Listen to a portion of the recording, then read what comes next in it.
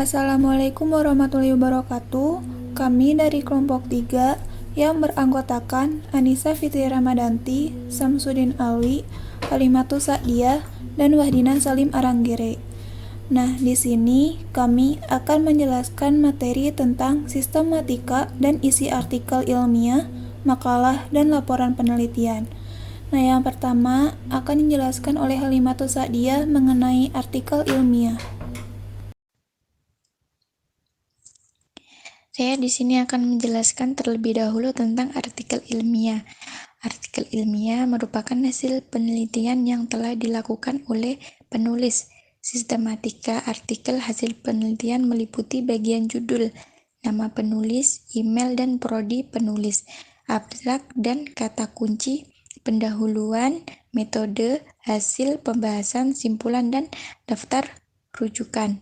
Artikel akan dicetak plagiasi maksimal 20% dengan bantuan software plagiasi. Selanjutnya akan menyesuaikan mekanisme tim editorial jurnal. Secara umum, pengetikan artikel ilmiah menggunakan font Cambria 12 PT spasi 1,15 rata kanan kiri dan dalam satu kolom. Yang pertama, kita harus menentuin judul. Judul artikel harus informatif, menarik, bernuansa nasional atau global, memuat variabel-variabel yang diteliti, dan waktu penelitian tidak disebut di judul. Judul ditulis rata tengah, semua memakai huruf besar dan tebal. Selanjutnya, nama penulis, email, dan prodi penulis. Nama penulis, email, dan prodi penulis ditulis rata tengah, spasi 1, dan ditulis secara bersusun, atas bawah. Nama penulis ditulis tanpa gelar dengan huruf besar di setiap awal kata, dan ditulis tebal di bawahnya, ditulis alamat email penulis tanpa dipertebal. Di bawahnya lagi ditulis program studi penulis dan tidak tebal. Yang selanjutnya yaitu abstrak. Nah, abstrak ini ditulis dengan menggunakan bahasa Inggris dalam satu paragraf rata kanan kiri atau justify, spasi 1 dengan gaya huruf miring. Abstrak tidak lebih dari 200 kata.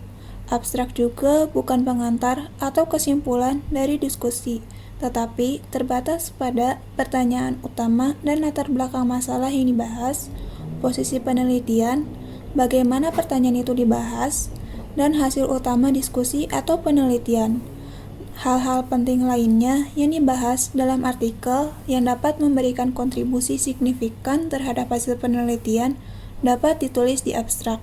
Tetapi Anda juga harus mempertimbangkan keterbatasan ruang yang tercantum dalam abstrak. Kemudian ada kata kunci. Nah, kata kunci ini disebutkan secara spesifik, dapat berupa kata atau frasa dengan 3-5 konsep kata kunci. Nah, kata kunci ini juga menggunakan kata yang benar-benar konseptual dan juga tidak terlalu umum dengan menggunakan gaya huruf miring. Yang selanjutnya yaitu pendahuluan. Nah, pendahuluan ini berisi latar belakang masalah dan posisi penelitian di antara penelitian lain tentang tema terkait. Dalam pendahuluan, setidaknya menjawab 3 pertanyaan.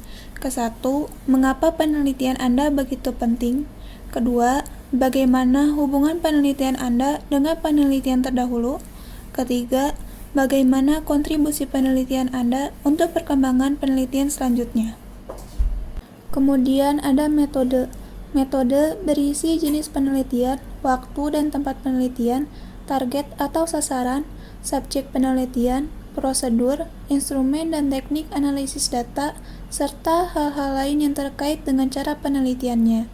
Jika artikel berupa kajian, maka penulis dapat menjelaskan metode yang digunakan untuk memperoleh bahan kajian dan cara menganalisisnya.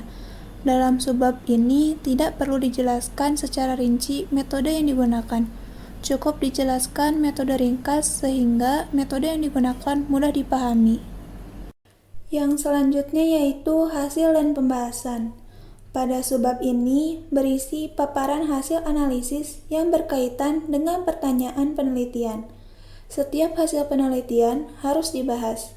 Pembahasan berisi pemaknaan hasil dan perbandingan dengan teori dan atau hasil penelitian sejenis. Jika diperlukan, dapat disertakan tabel, gambar, atau ilustrasi lainnya. Namun, disarankan agar ilustrasi tersebut dapat diubah menjadi narasi dan tidak menyertakan gambar apapun di artikel. Pada subbab ini, dimungkinkan untuk menambahkan bagian lain sesuai kebutuhan dengan ditulis rapi dan dimulai pada garis tepi kiri. Kemudian simpulan. Simpulan ditulis dalam bentuk alinea, bukan numerik, maksimal 10% dari seluruh teks. Simpulan berisi temuan penelitian sebagai sintesis antara hasil analisis data dan hasil pembahasan, lebih menonjolkan hal-hal baru yang memberikan kontribusi pada perkembangan ilmu. Istilah teknis statistik dan metodologi penelitian tidak ditulis di bagian simpulan ini. Nah, yang terakhir yaitu daftar rujukan. Daftar rujukan ini harus lengkap sesuai dengan rujukan yang dikutip dalam batang tubuh artikel. Penulisan daftar rujukan dengan menggunakan font Cambria 12 pt, spasi 1 dan berjarak after text 6 pt antar rujukan. Daftar rujukan juga disusun urut sesuai dengan abjad penulis. Huruf pertama rapat baris kiri, sedangkan baris berikutnya masuk 10 ketukan atau 1 cm dari batas kiri. Nah, yang tadi itu penjelasan mengenai artikel ilmiah. Selanjutnya akan menjelaskan materi tentang makalah yang akan disampaikan oleh Wahdina. Pembahasan selanjutnya yaitu tentang makalah. Makalah adalah karya tulis ilmiah yang memuat hasil pemikiran. Dapat berupa analisis kritis atau temuan penelitian atas masalah atau topik tertentu. Nah, hasil analisis kritis atau temuan penelitian yang ditulis dalam makalah ilmiah memiliki sumbangan terhadap ipteks. Makalah sebagai suatu karya ilmiah ditulis untuk memenuhi tugas perkuliahan atau ditulis untuk disajikan dalam suatu forum ilmiah. Sistematika makalah terdiri atas halaman sampul, daftar isi, daftar tabel, dan gambar jika diperlukan. Bab 1 pendahuluan terdiri dari latar belakang, rumusan masalah atau topik bahasan, tujuan pembahasan. Kemudian bab 2 pembahasan, yaitu teks utama. Selanjutnya bab 3 penutup terdiri dari simpulan dan saran. Selanjutnya daftar rujukan dan lampiran jika diperlukan. Selanjutnya kita akan membahas tentang halaman sampul. Nah, halaman sampul ini memuat judul makalah, keperluan atau maksud ditulisnya makalah tersebut. Ada nama penulis makalah dan tempat serta waktu penulisan makalah. Keperluan atau maksud penulisan makalah dapat berupa misalnya untuk memenuhi tugas mata kuliah tertentu yang dibina oleh dosen tertentu. Tempat dan waktu yang dimaksud ini merupakan jabaran dari nama lembaga yang ditulis secara bersusun, mulai dari nama universitas, fakultas, program studi, dan tahun. Itu tentang halaman sampul. Kemudian masuk dalam pembahasan daftar isi. Daftar isi ini berfungsi sebagai panduan dan gambaran tentang garis besar isi makalah tersebut. Melalui daftar isi, pembaca dengan mudah menemukan bagian-bagian yang membangun makalah. Kemudian di dalam daftar isi tersebut tertera urutan judul bab, judul subbab, judul anak subbab disertai dengan nomor halamannya. Daftar isi ini ditulis menggunakan spasi 1,5, kecuali pada bagian subbab dan anak subbab ditulis menggunakan spasi 1. Daftar isi ditulis dengan cara otomatis pada Microsoft Word dan tidak diperkenankan menulisnya dengan cara manual. Kemudian, daftar tabel dan gambar jika diperlukan. Nah, daftar tabel atau gambar ini dibuat jika makalah tersebut memuat tabel atau gambar lebih dari satu. Judul daftar tabel diketik dengan huruf kapital tanpa diakhiri titik dan diletakkan di tengah atas. Nomor tabel atau gambar menggunakan angka numerik diketik tepat pada permulaan batas kiri pengetikan. Selanjutnya, masuk dalam pembahasan bab 1 yaitu pendahuluan. Nah, bab ini terdiri dari subbab latar belakang permasalahan, rumusan masalah, dan tujuan pembahasan topik yang ada pada makalah. Penulisan subbab dilakukan dengan mengikuti aturan penulisan dengan huruf. Kemudian, bagian dari subbab ditulis dengan angka, begitu seterusnya. Selanjutnya, latar belakang. Latar belakang berisi hal-hal yang melandasi pentingnya ditulis makalah. Hal-hal yang dimaksud berupa argumentatif, teoritis maupun praktis.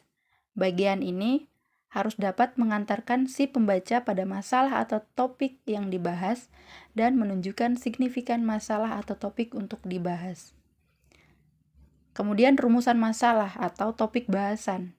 Nah, bagian ini berisi masalah atau topik bahasan yang memerlukan pemecahan, penjelasan, atau penegasan lebih lanjut.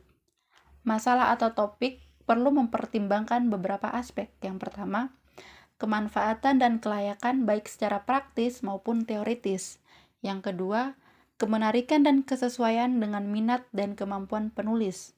Dan yang ketiga, ketersediaan dan kemungkinan diperolehnya data yang diperlukan. Sedangkan topik bahasan merupakan masalah pokok yang dibahas. Dalam membuat judul makalah, harus mencerminkan isi atau topik yang diangkat, dinyatakan dalam bentuk frasa atau klausa, bukan dalam bentuk kalimat.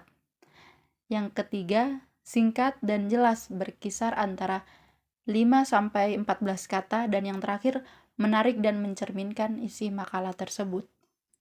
Selanjutnya, tujuan. Perumusan tujuan penulisan makalah dimaksudkan bukan untuk memenuhi tugas yang diberikan oleh seseorang saja, akan tetapi lebih mengarah pada apa yang ingin dicapai dengan penulisan makalah tersebut. Perumusan tujuan haruslah dapat memberikan gambaran tentang cara menguraikan atau membahas topik yang telah ditentukan. Dengan demikian, rumusan tujuan dapat berfungsi sebagai pembatasan ruang lingkup makalah tersebut. Nah, rumusan tujuan ini dapat berupa kalimat kompleks atau dijabarkan dalam bentuk rinci. Selanjutnya, bab 2 pembahasan teks utama. Bagian teks utama berisi pembahasan topik-topik dan menjadi inti dalam penulisan makalah. Isi bagian teks utama sangat bervariasi, tergantung topik apa yang dibahas dalam makalah tersebut. Jika di dalam makalah dibahas 3 topik, misalnya, maka ada 3 pembahasan juga dalam bagian teks utamanya. Pembahasan topik beserta subtopiknya dapat dilakukan dengan menata dan merangkai bahan, seperti jurnal, majalah, laporan penelitian, buku teks, atau bahan yang bersifat faktual, empiris yang terdapat dalam kehidupan nyata yang telah dikumpulkan dengan cara berikut. Yang pertama, mulailah dari ide atau hal yang bersifat sederhana atau khusus, menuju hal yang bersifat kompleks atau umum, atau sebaliknya. Yang kedua, gunakan teknik metafor, kiasan, perumpamaan, penganalogian, dan perbandingan. Yang ketiga, gunakan teknik diagram dan klasifikasi. Dan yang keempat, gunakan teknik pemberian contoh. Kemampuan seseorang dalam menulis bagian teks utama makalah merupakan cerminan dari tinggi rendahnya kualitas makalah yang disusun. Penulisan bagian teks utama yang baik adalah yang dapat membahas topik secara mendalam dan tuntas dengan menggunakan gaya penulisan ringkas, lancar, dan langsung pada persoalan, serta menggunakan bahasa yang baik dan benar. Selanjutnya, bab 3 penutup. Nah, bagian penutup ini berisi simpulan atau rangkuman pembahasan dan saran-saran jika diperlukan. Penulisan bagian penutup makalah dapat dilakukan dengan cara menegaskan kembali atau meringkas pembahasan yang telah dilakukan, kemudian menarik simpulan dari apa yang telah dibahas pada teks utama makalah. Selain itu, pada bagian penutup juga dapat disertakan saran atau rekomendasi sehubungan dengan masalah yang telah dibahas. Saran harus relevan dengan apa yang telah dibahas, dibuat secara eksplisit, kepada siapa saran ditujukan, dan tindakan apa yang disarankan. Kemudian yang terakhir, daftar rujukan. Daftar rujukan ini berisi semua bahan yang dirujuk dalam teks makalah dan cara penulisannya mengikuti aturan pada bab 4 tentang perujukan. Sekian dari saya. Assalamualaikum warahmatullahi wabarakatuh. Saya menjelaskan tentang laporan penelitian. Laporan penelitian berisi paparan tentang proses dan hasil yang diperoleh dari kegiatan penelitian. Isi laporan penelitian terdiri atas 3 bagian utama, yaitu bagian awal, bagian inti, dan juga bagian akhir. Yang pertama, isi bagian awal. Unsur-unsur pada bagian awal laporan penelitian pada dasarnya sama dengan bagian awal pada penulisan tugas akhir, skripsi, tesis, dan juga disertasi, yaitu ucapan terima kasih, daftar isi, daftar tabel, daftar gambar, dan juga daftar lampiran. Bedanya pada penulisan laporan penelitian tidak ada logo, lembar persetujuan pembimbing, unsur-unsur lain yang membedakan isi bagian awal laporan penelitian dengan tugas akhir, skripsi, tesis, dan disertasi adalah halaman sampul, halaman judul, dan juga abstrak. Halaman sampul. Pada halaman sampul, laporan penelitian berisi judul, nama peneliti lengkap dengan gelarnya, lambang universitas, diikuti dengan lembaga yang ditulis secara tersusun, mulai dari nama universitas, fakultas, program studi, dan juga tahun. Pada dasarnya, halaman sampul menyesuaikan lembaga yang mensponsori kegiatan penelitian yang dilakukan. Halaman judul. Isi dan format halaman judul pada laporan penelitian sama dengan halaman sampul. Nah, abstrak berisi intisari laporan penelitian yang mencakup latar belakang masalah yang diteliti, metode yang digunakan, hasil yang diperoleh, simpulan, dan juga saran. Teks abstrak diketik dengan spasi tunggal dan panjangnya maksimal 1 halaman, ukuran A4. Di akhir penulisan abstrak dicantumkan kata kunci antara 3 sampai 5 kata. Penulisan abstrak dapat mengacu penulisan abstrak pada artikel ilmiah, baik sistematika maupun aturannya. Selanjutnya, isi bagian inti. Pada dasarnya, unsur-unsur pada bagian inti laporan penelitian sama dengan isi bagian inti tugas akhir, skripsi, tesis, ataupun disertasi. Nah, selanjutnya isi bagian akhir. Pada bagian akhir laporan peneliti berisi daftar rujukan dan juga lampiran-lampirannya. Mungkin itu saja yang bisa saya sampaikan, kurang lebihnya mohon maaf. Assalamualaikum warahmatullahi wabarakatuh.